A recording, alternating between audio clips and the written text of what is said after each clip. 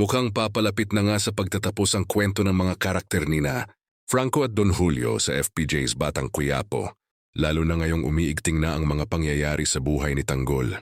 Sa mga huling eksena, kapansin-pansin, ang mga eksena kung saan makakasagupa ng grupo ni Tanggol ang mga kapulisan. Malaki ang naging papel ni Franco at Don Julio sa paghubog ng direksyon ng kwento, lalo na sa impluensya sa mundo ni Tanggol.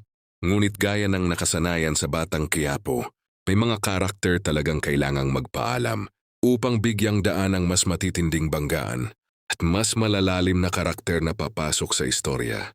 Para sa mga manonood, emosyonal ang posibilidad ng kanilang pag-alis dahil naging bahagi na sila ng araw-araw na panonood at diskusyon online. Marami rin ang nagsasabi na ang pagwawakas ng kanilang mga karakter ay sinyalis ng mas madugo at mas seryosong yugto ng buhay ni Tanggol. Kung tuluyan mang magwakas ang kwento ni Franco at Don Julio, tiyak na magsisilbi itong turning point sa serye. Dito maaaring tuluyang tumibay o tuluyang bumagsak ang karakter ni Tanggol.